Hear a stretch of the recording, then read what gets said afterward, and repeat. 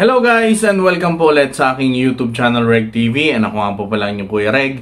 At ngayon ang topic natin, kapag super close kayo ng lalaking friend mo, mahihirapan kang malaman kung may gusto ba siya sa'yo or wala. Mahirap masabi kung yung mga ginagawa niya sa'yo ay dahil mabait lang talaga siya na kaibigan or dahil higit pa sa kaibigan ang tingin niya sa'yo. Pero pag ginawa niya sa'yo yung mga sasabihin ko sa video na to, sigurado may gusto sa'yo yung lalaki na yan.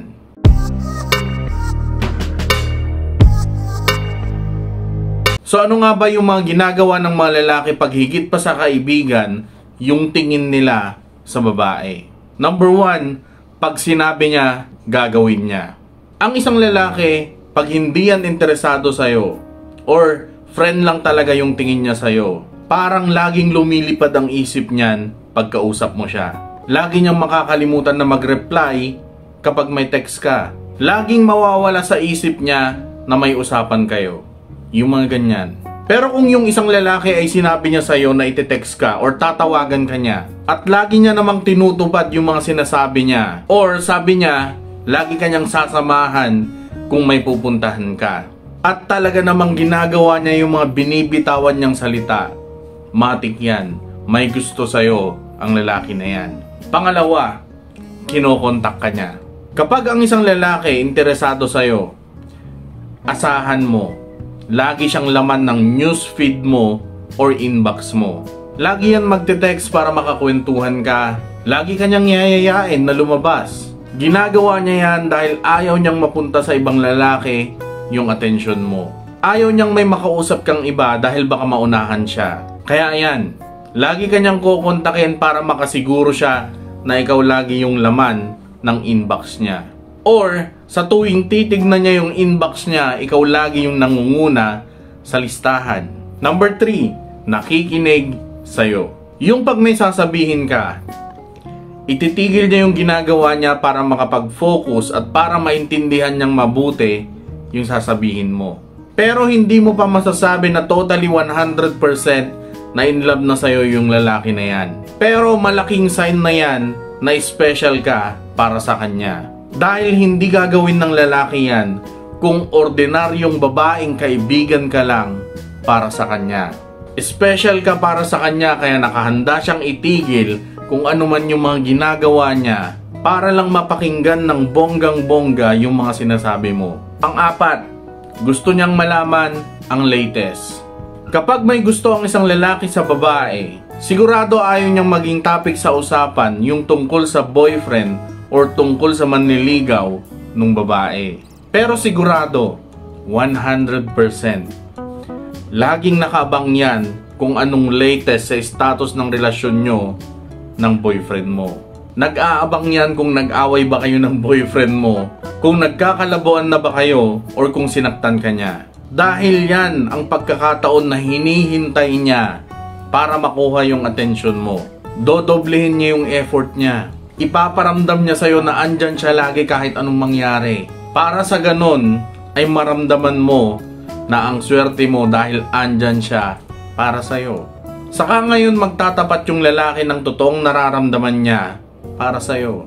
Pang-5, gumagawa siya ng paraan para lang makasama ka. Ang isa pang sign na may gusto sa'yo yung lalaki na friend mo ay kung lagi kayo na magkasama.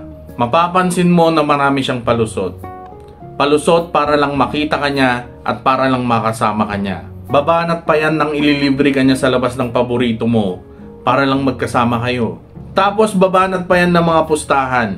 At pag natalo siya, ililibre ka niya sa sinihan. Or pag natalo mo siya, ililibre mo siya sa sinihan. Wala siyang katalo-talo, 'di ba? Nakasama ka pa rin niya na lumabas. Ginagawa niya yan dahil gusto niya nasa tabi ka niya lagi. Dahil gusto ka niya. Pang-6, protective siya sa'yo. Kapag ang isang lalaki gusto ka lang bilang isang kaibigan, aalagaan ka niyan na parang isang kapatid lang. Pero kung may nararamdaman yung isang lalaki sa'yo, mapapansin mo na iba pagprotektahan ka niya. Mapapansin mo yan na aalalayan ka niya pag bumababa ka sa jeep. pinagbubuksan ka ng pinto sa may 7-Eleven. Or, ibibigay niya sa'yo yung jacket niya pag umuulan or nilalamig ka. Gagawin niya yan lahat para lang iparamdam at ipakita sa'yo na lagi siyang andyan para sa'yo.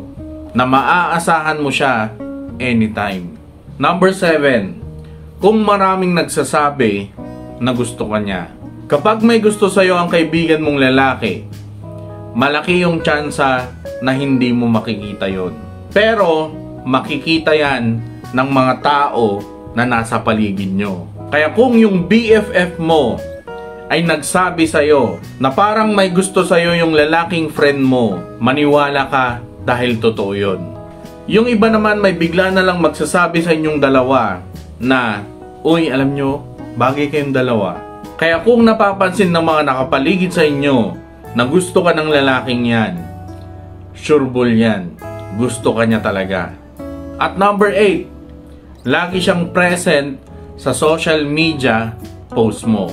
Sa panahon ngayon na puro social media na, dyan pa lang, makikita mo na kung may gusto sa'yo ang isang tao base sa behavior niya online. Kaya kung napapansin mo na may isang lalaki na bigla na lang laging nagla-like o kaya laging nagko-comment sa mga pinopost mo, malaki yung chance na nade-develop na yung feelings niya para sa'yo. Ginagawa niya yung mga yan dahil nagpapapansin siya. At yung mga pagla-like at pagko-comment lang yung paraan para mapansin mo siya. Kaya kung laging present yung pangalan niya pag may bagong post ka, or sunod-sunod na nakikita mo yung mga pangalan niya sa notification mo, matik yan. Gusto ka ng lalaking yan. At number 9, biglaan na pagpapapogi. Kung yung matagal mo ng friend na lalaki ay nitong nakaraan lang, bigla na siyang nako-conscious sa looks niya pagkasama ka niya, posible na nahuhulog na sa'yo yung lalaki na yan. Lalo na kung wala naman siyang iba na dinidiskartehan. Mapapansin mo na bigla na lang na lagi siyang nakaporma pagkasama ka niya. Lagi siyang mabango. Laging malinis sa katawan. Positive yan. Ginagawa niya yan dahil gusto niya na maakit or maging attracted siya sa paningin mo. At dyan mo malalaman kung may gusto sa'yo yung lalaki na friend mo. Shoutout po muna tayo. Shoutout kay Karen at sa mga naging friends niya daw sa FB at yung mga idol daw niya na naging friends niya din. Shoutout po sa inyo. Shoutout din kay Divine Acantilado from Saudi. Shoutout din kay Miriam from Riyadh. Shoutout din kay Jel Baibon from Singapore. And yun, yung mga nagpapa-shoutout sa last video natin. Maraming salamat po sa panonood. And ingat kayo sa mga kainaroon. God bless. Peace and goodbye.